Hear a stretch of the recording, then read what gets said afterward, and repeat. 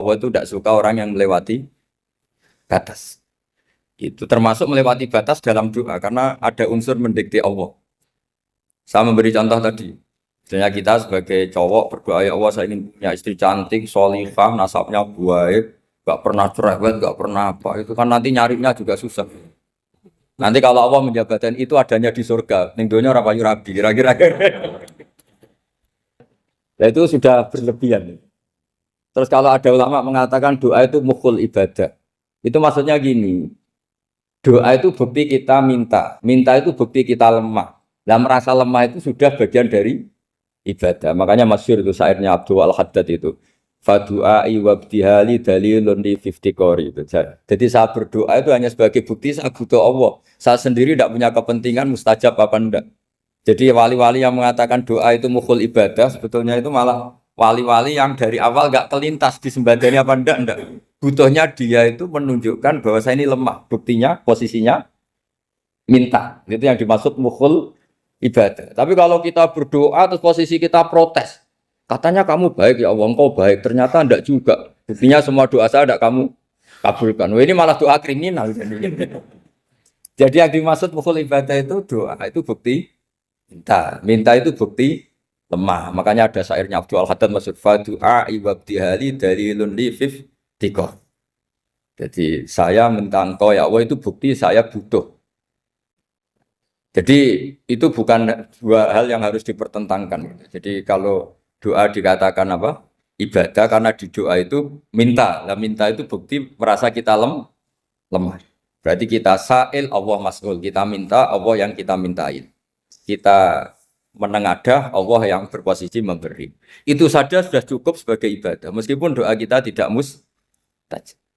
Karena memang tadi seperti itu. Kalau di ilmu-ilmu tasawuf itu apa ya? Doa itu memang benar-benar sudah mukhul ibadah karena tadi perasaan merasa butuh sama Allah itu. Nah, merasa butuh itu, nah kalau kita berdoa merasa butuh sama yang kita minta, itu dalam ilmu tasawuf sudah kriminal, berarti kamu lebih butuh makhluknya. Misalnya begini ya, saya ingin punya rumah bagus, terus setelah punya rumah kredit saya utangnya banyak. Sebetulnya saya itu tidak pernah ingat Allah, gara-gara utang banyak, kredit jatuh tempo, terus melibatkan Allah. Ya Allah saya ini utang banyak, ini, terus tolong dibayar. Sebetulnya saya itu ingat utang. Cuma Allah tak libatkan kan. Lah itu tidak akan jadi wali. Yang jenis ini tidak akan jadi wali. Saya ingin jadi dosen. Melibatkan siapa ya nanya? Melibatkan Allah terus malam-malam bangun melibatkan Allah.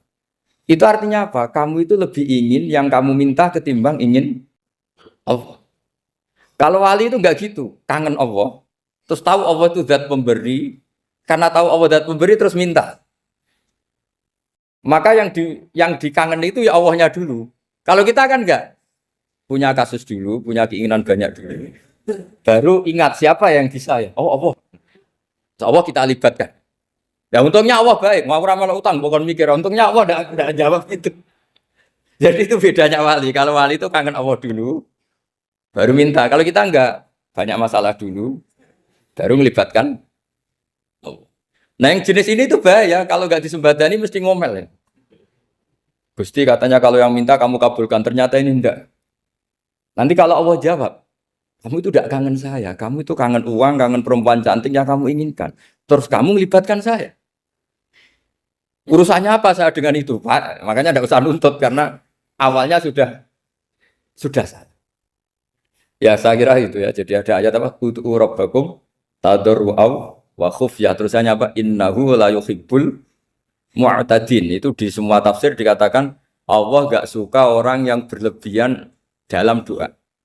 Berlebihan tadi misalnya minta sesuatu yang terlalu besar atau permintaan kemarin saja lanu addi syukroh, kita tidak bisa memenuhi mensyukuri sudah minta lagi. Misalnya seorang jomblo, targetnya kan asal payu nikah. Tapi setelah nikah bayangkan istrinya sholihah, tidak cerewet, itu kan berlebihan. Hilang status jomblo saja belum kamu syukuri kok sudah minta macam-macam. Jadi harusnya kan syukur dulu ya. Sekedar laku nikah ini kan ada syukur yang harus, seperti jadi dosen juga gitu. Sekedar jadi dosen harus kita syukuri dulu karena menjadi kita tidak nganggur. Itu kan satu harkat sosial yang luar biasa. Jangan tahu-tahu sudah hari kedua cari intensif, cari ini itu, wah, syukurnya aja belum sudah kemana-mana. Lah itu sudah mu'tadin, sudah melebihi apa? Batas. Ya saya kira. Jadi begini ya masalah pendidikan ya. Kalau saya jawab pakai ilmu hakikat saja, karena ini keahlian saya. Sebetulnya begini ya, kalau misalnya itu ya subjektif juga, misalnya bilang rata-rata alumni pondok ini sukses, alumni kampus ini sukses, yang ini tidak sukses, itu satu pasti subjektif.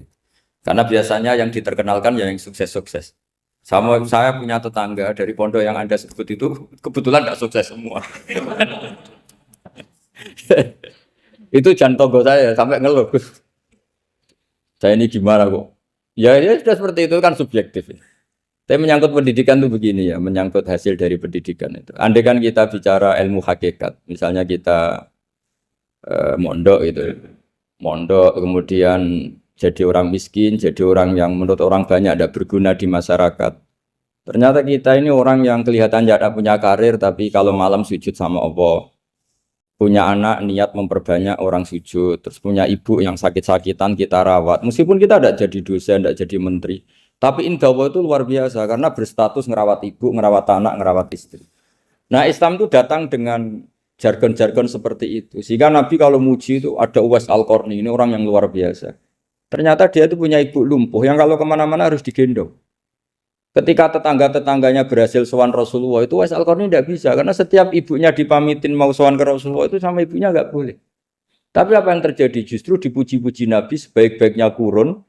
Kurun itu waktu adalah kurun yang ada Uwais Al-Qarni. Saya punya teman ini kisah nyata. Saya berkali-kali ngisi ngaji di komunitas ulama. Ini mungkin tidak bagus untuk kampus, tapi harus saya utarakan supaya ya kita evaluasi. Saya bilang gini, saya ini jadi kiai itu sering iri sama orang goblok. Orang goblok itu barokah kata saya gitu. Itu kiai kaget semua karena saya bilang orang goblok itu barokah.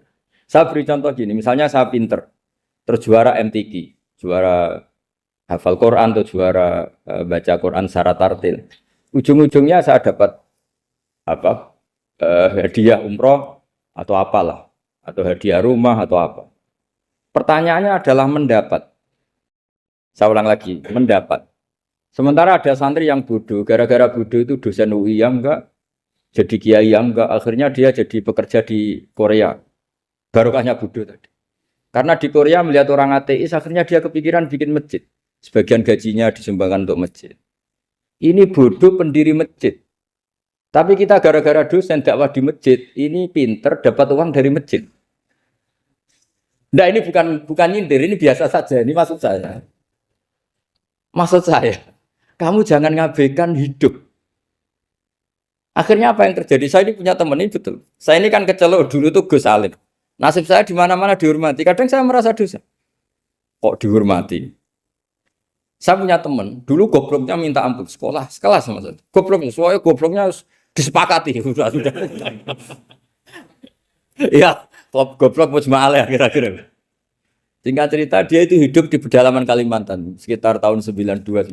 Dulu kan biasalah di dalam hutan itu pasti ada penebangan hutan macam. Dia ada bosnya, yang jelas dia ada bosnya. Saya yakin juga agak kriminal. Karena dia tidak yang illegal logging. Pokoknya ditakdir dia hidup di tengah hutan. Ikut orang. Setelah itu dulu nggak ada HP. Sering kirim surat ke saya, Gus, saya ini hidup di tengah hutan. Tapi saya ini muslim pernah mondok. Kalau nggak bikin sumpah itu nggak enak. Bikinlah dia Jumatan. Nah karena dia pernah ngaji fikih Syafi'i, kalau Jumatan nggak ada orang 40 itu harusnya zuhur tidak Jumatan. Tapi orang yang kerja di situ tidak mau. Wong dino Jumat kok zuhuran loh Pak. Kalau dino Jumat ya Jumatan ya. Tanya saya, Gus itu kalau ada kaulnya enggak supaya Jumatan ndak orang 40 sah. Singkat cerita dia lama-lama jadi pendiri masjid di situ. Dia punya sedikit gaji ya dipakai masjid, punya sedikit tanah diwakafkan untuk masjid. Artinya apa? Indawa ini banyak orang bodoh, ternyata di komunitasnya dia muassis, pendiri, pemberi. Sementara kita yang kecelok pinter, dapat umroh, dapat bonus. Kira-kira nanti kita ketemu Allah. Kamu pernah nyumbang Islam apa? Yang bodoh jawab, oh nanti Gusti bikin masjid di pedalaman. Kita yang pinter. Kayaknya kalau memberi, enggak lah Gusti. Reputasinya mendapat. Ketika Nabi memenangkan perang Badar, itu ada Asra Badrin, tawanan-tawanan perang Badar. Nabi suka musyawarah, suka rembukan. Ya Abu Bakrin, menurut kamu tawanan ini diapakan? Kata Abu Bakar, hum asyiratuka. Mereka itu keluarga engkau, orang-orang Quraisy. Ya dibebaskan saja. Pakai tebusan. Nanti uang itu kita kelola supaya jadi penguat Islam. Dan orang-orang ini merasa utang jasa karena harusnya dibunuh, tapi kita bebaskan. Tanya, bagaimana kamu ya Umar menurut kamu? Kata Umar, ini kan orang-orang yang dulu ingin bunuh kamu. Yang ingin menghabisi jenengan, ingin dan sudah ngusir jenengan. Ya setelah ketangkap ya dibunuh, kok repot. Apa kata Rasulullah? Rasulullah spontan ngendikan, innama salaka ya Abu Bakrin kama sali Ibrahim. Kamu ibarat kayak Nabi Ibrahim. Izqala faman tabi'ani fa innahu minni wa man asani fa innakal ghafurur rahim. Jadi Nabi Ibrahim itu unik. Melihat umat itu sesyafakoh itu. Syafakoh itu banget sayangnya. Nabi Ibrahim cara berpikir, faman tabi'ani fa innahu minni, orang yang ikut saya ya Allah pasti golongan saya, tentu layak masuk surga. Waman asoni, orang yang mendurhakai saya, fa innaka ghafurur rahim, engkau Maha Pengampun. Bukan yang mendurhakai langsung masuk neraka, enggak, engkau Maha Pengampun. Wa masaluka ya Umar kama salin Nuh, isqala rabbi la tadzar ala ardi minal kafirina dajjara. Umar, kamu mirip Nabi Nuh, inginnya semua orang kafir dihabisin. Ya masyhur kan Nabi Nuh itu nggak ingin ada orang kafir sampai ada banjir tufan. Nah kalau sampean tanya bedanya apa dengan garis keras sekarang? Bedanya ya beda sekali. Kalau Nabi Nuh benci sama orang kafir itu diserahkan yang punya. Sehingga yang punya yaitu Allah yang menghukum dengan banjir bandang. Tapi kalau kita kan kadang kita bertindak sendiri. Jadi potensi disalahkan. Yang jelas dalam hadis-hadis sahih, Nabi Nuh itu tidak bisa mensyafaati karena itu. Ketika diminta syafaat, ini hadis sahih bukan ada di Bukhari, ada di Muslim. Karena biasanya kalau di kota itu ditanya ini sahih enggak? Untungnya yang tanya kadang enggak paham, ini alhamdulillahnya jadi wah repot. Nabi Nuh itu diantara sebabnya enggak bisa mensyafaati adalah pernah corong Jawa maksudno kaume. Kalau dalam bahasa Arab itu da'a li Zaidin berarti mendoakan positif, kalau da'a la Zaidin mendoakan negatif. Kalau orang Jawa itu ada doa, ada pasot. Nabi Nuh adalah orang yang pernah maksudkan kaumnya. Nah, saya cerita sedikit tentang Nabi Nuh dan Nabi Ibrahim. Nabi Ibrahim dianggap tadi cerminannya Abu Bakar, dianggap niru Ibrahim, cerminannya Umar, dianggap niru Nabi siapa? Nabi Nuh. Lalu kalau sampean tanya, bedanya gimana? Begini logikanya. Kita mengkaji secara akademik begini. Ada ulama besar, namanya Abdul Hasan Asyadzili, itu masyhur di Indonesia menjadi Thariqah Asyadziliyah. Terus ada seorang muridnya minta gini, ya Abdul Hasan Asyadzili, tolong saya dikasih ijazah supaya saya tidak pernah maksiat di bumi ini. Karena saya takut sama Allah, kalau saya maksiat itu merasa tidak nyaman dengan Allah. Abdul Hasan Asyadzili ini malah marah besar. Atuhibbu alla tadhharu maghfiratu. Kalau kamu tidak pernah maksiat, berarti kamu suka maghfirahnya Allah Ta'ala itu tidak kelihatan. Karena nggak ada yang maksiat. Tapi bukan dukung kamu yang tidak. Ini cerita ilmiah. Tapi kalau Said Abdul Al-Haddad, itu kebalikannya. Ada orang fasik gitu, hidup berkeliaran, mengganggu masyarakat, ganggu ketertiban agama. Ada kiai atau siapa gitu mendoakan supaya tobat atau dikasih panjang umur supaya nanti bisa tobat. Itu beliau, Said Abdul Al-Haddad marah besar. Man da'a li fasikin bil baqa faqad ahabba ayu sawahu fi ardi. Orang yang mendoakan orang fasik hidup berarti dia suka Allah dimaksiati di buminya.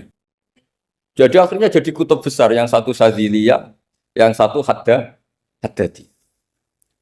Kenapa ya? Karena tadi yang satu cerminan Nabi Isa, yang satu cerminan Nabi Yahya. Sebagaimana sabda Rasulullah tadi, ulama ummati ka anbiya'i bani Israil. Juga masyhur dalam aplikasi pengajaran juga gitu. Masyhur sekali dalam kitab-kitab diceritakan. Kalau Said Abdul Al-Haddad, kalau ada orang sowan itu, kamu ngaji sama siapa? Sama si A. Pernah nangis gak pas ngajar? Gak pernah. Udah gak terus, gak usah diterusin ngaji orang seperti itu. Hatinya atas, wong orang iso nangis. Tapi kalau Abdul Hasan Asyadzili kebalikan. Kamu ngaji sama siapa? Sama si A. Pernah tertawa enggak kalau ngaji? Enggak pernah. Udah, enggak usah ngaji sama orang itu. Orang enggak bisa syukur. Jadi Jadi itu manhaj besar. Nah akhirnya orang-orang kayak kita ini nggak jelas semua, nangis ya bisa, syukur guyu ya bisa. Cuma celakanya kalau kita nangis karena tidak punya uang, kalau guyu karena punya uang, itu masalahnya. Tapi kalau wali-wali dulu enggak, kalau senyum ya karena saking yakin rahmatnya Allah itu wasiat rahmatu. Kalau nangis ya karena takut azabnya Allah. Kalau kita kan enggak, sangat-sangat materialistik. Ini yang membedakan kita. Sebenarnya nangis dan senyum itu satu keharusan karena Allah punya madharul jalal. Ketika Allah dengan sifat keagungannya, maka kita ini seorang Jawa serako bersenyum. Tapi Allah itu kadang sebagai madharul jamal. Adanya satu keasikan. Sehingga yang merengut itu yang salah. Makanya dalam ilmu tasawuf, kutub wali itu hanya dua. Allah dengan madharul jalal, dengan Allah yang madharul jamal. Contoh madharul jalal misalnya gini. Ketika Nabi Musa ingin melihat Allah, saking kangennya ingin melihat Allah, Rabbi arini anzur ilaik. Ya Allah, saya beri hak untuk melihat engkau. Allah dengan jalalnya gini, Allah itu qadim, superior. Tentu gak layak tersentuh barang hadis. Barang hadis itu makhluk. Sehingga ketika falam matajalla rabbuhu lil jabali ja'alahu dakka wa kharra Musa sa'iqa. Sehingga gak levelnya apapun hebatnya Nabi ini tetap makhluk. Sementara Allah itu qadim. Gak kuat. Makhluk yang fana ini, yang profan ini gak kuat. Gak kuat menampung zat yang qadim, yang superior. Sehingga gunung pun hancur. Nabi Musa pingsan. Tapi ketika Allah dengan madharul jamal itu Allah dengan keindahannya, dengan kasih sayangnya, memberi hak makhluknya untuk melihat. Nah di sini ini Allah sering ngendikan wujuhu yauma idzin nadhirah ila rabbiha nadhirah. Nanti ada wajah-wajah yang di surga itu melihat saya kata. Tapi apakah betul melihat kayak saya melihat dosen, melihat Pak Rektor, melihat teman-teman itu tidak bisa. Karena Allah itu qadim, sehingga meskipun manusia ahlul jannah melihat Allah, tetap Allah ngendikan la tudrikuhul absar wa huwa yudrikul absar. Karena Allah di balik jamalnya ya punya jalal, di balik jalalnya juga punya jalal. Sehingga selalu di Quran itu diulang beberapa kali supaya proporsional. Nah, kenapa ahli sunnah tetap berkeyakinan Allah bisa dilihat? Logikanya begini. Fa inna kulla maujudin yasihu ayyura. Allah itu zat sing nyata-nyata wujud dan punya eksistensi. Di mana-mana sesuatu yang wujud itu layak untuk bisa dilihat. Lalu pertanyaannya gini, kenapa kita tidak bisa melihat sekarang kok nunggu di akhirat? Karena mata kita sekarang itu profan, fana. Sementara kita setelah di surga, tubuh kita didesain abadi. Ya saya ulang lagi ya, setelah kita di surga, semua fisik kita ini didesain abadi. Tentu karena desainnya sudah abadi, layak melihat zat yang abadi. Tapi pertanyaannya, kenapa tidak bisa ikhatoh, tidak bisa melihat sampai faham, la tudrikul absar? Karena abadi kita itu diabadikan. Sebagaimana surga abadinya diabadikan. Neraka diabadikan. Sementara Allah abadi dengan dirinya sendiri, yaitu Al-Qayyum, atau dalam bahasa ngajinya Qiyamuhu binafs.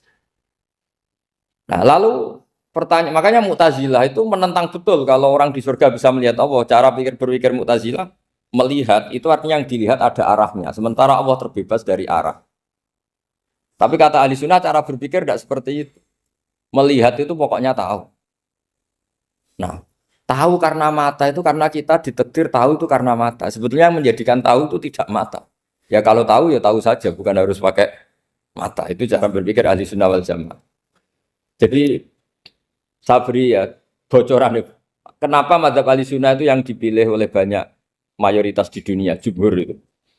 Ahli sunnah itu dianggap pikirannya lebih orisinal. Misalnya ahli sunnah kalau ditanya, kenapa kamu melihat? Ya melihat saja. Kenapa kamu mendengar? Ya mendengar saja. Kesannya itu tidak rasional, kayak orang yang nggak pinter itu. Tapi sebetulnya itu yang benar. Jadi cara berpikir ahli sunnah itu melihat itu menjadi tahu. Menjadi tahu itu bisa karena mendengar, bisa karena melihat, bisa karena dikasih tahu, bisa karena bersentuhan. Sebab itu di Quran itu ada ayat ala ya'lamu man khalaqa, bukankah zat yang menciptakan itu menjadi tahu. Sehingga kenapa Allah itu selalu tahu? Karena Allah yang menciptakan. Kalau kamu tahu karena mata, sekali itu jauh, maka kamu tidak melihat. Atau kamu sekarang buta, kamu tidak melihat. Atau tertutupi barang itu, maka kamu tidak melihat. Tapi kalau kamu tahu karena kamu menciptakan, maka akan melihat terus. Misalnya saya ini tukang batu.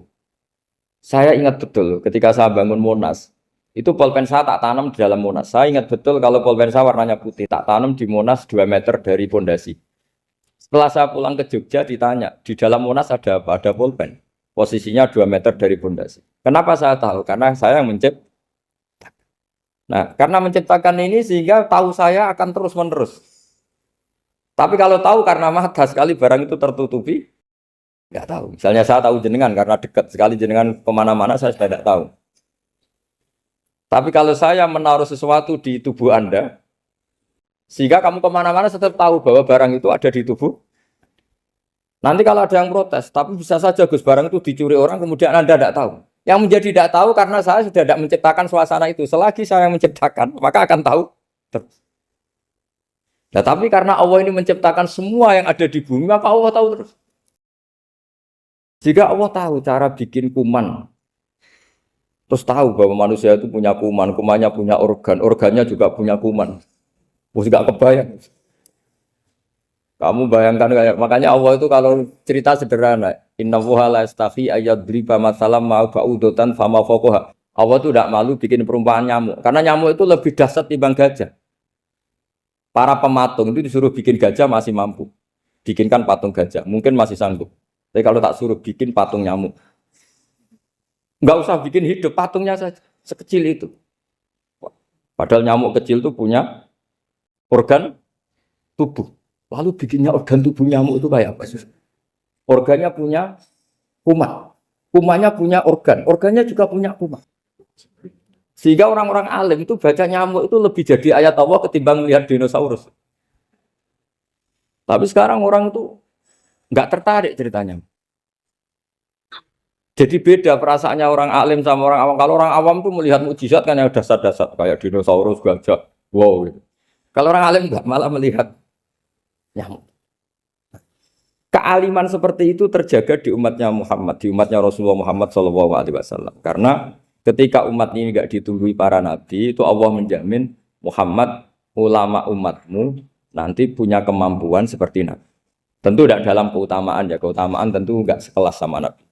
Kenapa itu terjadi? Karena tadi para nabi ini mewakili sekian. Kalau kita sangat mencintai Indonesia, maka kita akan tegas siapapun yang ingin menghancurkan Indonesia. Itu kira-kira cerminan Nabi Nuh. Kalau kita sangat mencintai Allah, maka kita akan benci sebenci-bencinya sama orang yang mendurhakai. Tapi masalahnya, Allah yang kita cintai itu memaklumatkan diri kalau bersifat ghafur, pengampun. Sehingga kalau kita terlalu kasar, ini kan yang kita cintai bersifat ghafur kok kita kasar. Di sini Nabi Ibrahim. Beliau sangat mangkel sekali sama yang durhaka sama Allah. Tapi mau mangkel gimana? Zat yang mengajarkan itu bersifat ghafur. Maka kita mau tidak mau, makanya ada riwayat mengatakan takhallaku bi akhlaqillah, kamu bertata krama kayak akhlaknya Allah. Akhirnya ya sudah, kita mau apa coba? Kira-kira kalau kamu mencintai seseorang, itu potensinya kan dua, protektif. Ada telepon itu dari siapa? Cewek atau cowok? Protektif. Itu bukti cinta apa bukti suudon kan tidak tahu. Tapi misalnya kamu cinta perempuan terus WA-an sama lelaki nggak apa-apa, jalan sama lelaki nggak apa-apa, sama masa lalunya pacarnya juga nggak apa-apa. Itu cinta apa pembiaran? Kan sama-sama nggak jelas. Nah kira-kira mencintai Allah itu kira-kira analoginya seperti itu. Kalau yang satu protektif, Allah harus zat satu-satunya yang disembah. Nggak boleh didurhakai, nggak boleh dikhianati kok. Sehingga ini sangat keras sekali. Nah, ini Nabi Nuh. Di sini ada Nabi Ibrahim karena orang yang zat yang kita cintai bersifat ghafur. Jika kalau kita terlalu tegas beda dengan sifatnya Allah yang bersifat ghafur. Nah, umatnya Nabi seperti itu mulai dulu. Ada yang moderat, ada yang keras, ada yang setengah keras, setengah moderat. Ada yang ngambil sikap, oh udah mangan turu, ngenteni mati. Itu lebih baik itu timbang punya istihad tapi gak jelas mendingan. Itu ada riwayatnya, suatu saat ibadah akhir umatku terbaik adalah tidur. Maksudnya tidur itu gak ngambil sikap, masyhur itu. Saya beri riwayat yang ada di Bukhari Muslim. Satakunu fitanun, al-qa'id fiya khairun al-qa'im, wal-qa'in fiya khairun al-masi, wal-masi fiya khairun nasai. Nanti di akhir zaman itu banyak fitnah. Kata Rasulullah, Yang duduk lebih baik ketimbang yang berdiri. Yang berdiri lebih baik ketimbang yang jalan. Yang jalan biasa lebih baik ketimbang yang jalan bergegas. Man tasyarrafa laha tastasrifu. Fitnah itu adalah siapa yang terlibat maka akan semakin parah. Sehingga semenjak itu ulama berpikir nanti di akhir zaman kalau ada fitnah, itu sebaiknya orang ngambil sikap sepasif-pasifnya, secuek-cueknya. Jadi semua syurahul hadis sepakat makna hadis ini apa? Orang disuruh sikap secuek-cuek. Misalnya pilihan presiden, contoh kecil pilihan presiden. Mungkin para intelektual nggak merasa, tapi kalau ulama itu cara berpikir beda. Pilihan presiden, kamu fanatik milih A, yang satu fanatik milih B. Ya presiden atau bupati atau gubernur. Terus yang satu bilang gini, wah kalau nggak di presideni A, nggak di bupati A, nggak di gubernur A, negara ini rusak. Mungkin betul dari segi apa jejak rekamnya A ini bagus. Tapi pertanyaannya secara tauhid, bagaimana Anda menggantungkan kesejahteraan sama makhluk? Kamu nggak pernah terusik begitu kan para intelektual? Itu kan melukai. Bagaimana mungkin Anda menggantungkan kesejahteraan dengan seorang makhluk? Wah kalau di presiden A pasti Indonesia makmur, kalau bupati A pasti Sleman makmur, pasti Bantul makmur. Nah, bagaimana mungkin makhluk yang sedang soleh kamu pastikan selalu soleh? Wong dia makhluk bisa sementara yang B misalnya fasik, wah kalau dipimpin B pasti rusak negara. Bagaimana kamu pastikan B yang fasik selalu fasik? Dia saja dia husnul Fatimah, yang fasik pas mimpin jadi soleh, yang soleh pas mimpin jadi fasik. Akhirnya ulama karena tahu sifat manusia itu baru badan kendali di tangan Allah. Sikapnya nggak jelas. Saya ini termasuk orang yang terkenal nggak jelas. Karena kalau ditanya, Gus sampean pilih presiden mana, bakti mana? Sanut pangeran sing dadi aku loyal. Wah, anut pangeran yo kacau. Wah, luwe kacau menan anut pangeran kan. Ini kan sudah tidak sambung karena pikirannya ulama. Memang nggak beda, cara berpikir ulama itu beda. Bahkan bapak saya itu kalau didik saya itu begini. Kalau meseli saya atau ngirim saya dulu itu kan pakai mes. Ini uang kamu 500.000 untuk kamu. Mesti ditambahi 100.000 ini untuk buat jajan sama teman-teman. Mesti ada uang pokok, ada uang sedekah. Dulu saya sering tanya, kenapa bapak sangat menghormati teman-teman saya? Kata bapak, kowe mondok iku aku ora iso nyukupi, sing iso nyukupi ya kanca-kanca. Ternyata betul, rata-rata anak kuliah atau anak mondok, uang pribadinya kan 8 hari dari dikirim sudah habis. Berarti kan masih 22 hari kok bisa hidup itu kan barokahnya teman-teman itu. Malah yang agak beling itu 1 hari sudah habis, berarti ada 29 yang bergantung sana sini. Sehingga Nabi dulu cara ngendikan tuh unik. Kata Nabi, da'un nasa yarzuqu wahu ba'duhum ba'du. Menusau barnawa, enggak saling memberi rezeki. Ketika ada collab, Medina itu pernah collab, terus sekarang pernah defisit. Beberapa pakar ekonomi datang ke Rasulullah, ya Rasulullah, sa'ir, tolong dikasih harga standar. Tapi apa jawabannya Nabi? La tusairu fa inna Allaha huwal musair. Kamu jangan kasih harga, Allah sendiri yang menentukan harga itu. Terus kata Nabi, kenapa engkau begitu ya Rasulullah? Ini negara harus ditentukan harga karena gini-gini. Kata Nabi, saya tidak ingin ketemu Allah dalam keadaan dolim. Tapi ini tentu di teori ilmu modern ini masalah. Tapi menurut orang modern. Tapi kalau menurut ilmu hakikat itu nggak akan masalah. Misalnya, kenapa Nabi tidak menentukan harga dalam keadaan negara seperti itu? Jawabannya pakar-pakar hakikat. Ya saya ulang lagi pakar-pakar hakikat. Begini, misalnya ada orang menimbun supaya nanti harganya mahal. Terus ditimbun terus sampai nunggu harganya mahal. Lama-lama dia sadar kalau timbunannya nggak ada gunanya karena ternyata orang nggak beli.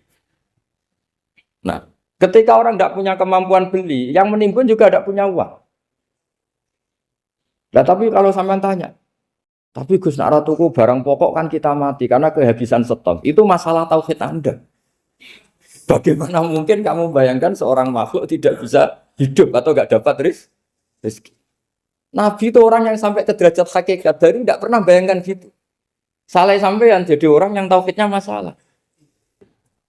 Sehingga terus bayangkan, wah kalau negara ini kayak, wah kita makan apa? Kalau negara nggak stabil, wah kita gimana? Itu tidak bisa seperti itu. Dulu ketika kita dijajah Belanda, Itu kiai-kiai kita, Mbah Hasyim Asy'ari, Mbah Ahmad Dahlan, mondoknya di Mekah. Sampai alim alama, dua beliau Mbah Hasyim sama Mbah Ahmad Dahlan itu ngajinya sama-sama Syekh Khotib Minangkabau. Cuma Mbah Hasyim lebih menekuni ke Syekh Mahfud Termas, yang satu menekuni Syekh Khotib Minangkabau. Jadi dua beliau itu ngaji di guru yang sama. Mbah saya, buyut saya itu ya sudah mondok Mekah. Zaman dijajah Belanda. Sekarang kita agak dijajah, agak mondok di sana. Buyut saya itu zaman itu sudah haji. Buyut kelima saya. Itu dulu kalau ingin cari tempat yang teduh, itu masuk ke gua. Itu masuk gua itu hanya kepalanya saja. Kakinya masih di luar. Karena gua di Arab tidak seperti gua di sini. Kalau gua di sini kan orang bisa masuk semua. Kalau gua Arab kan hanya celah-celah batu-batu besar. Sehingga ketika Rasulullah hijrah ke Madinah, singgah di Gua Sur, kata Abu Bakar gimana? Andai kan ya, ada orang kafir di depan gua. Kata Abu Bakar gimana? Andai kan mereka melihat kakinya, pasti melihat kita. Karena gua di sana itu satu tubuh tidak bisa masuk penuh. Kalau gua di sini kan ada yang mobil saja bisa masuk. Nah itu mbak saya kalau mau istirahat itu masuk gua, separuh badan di dalam gua, separuhnya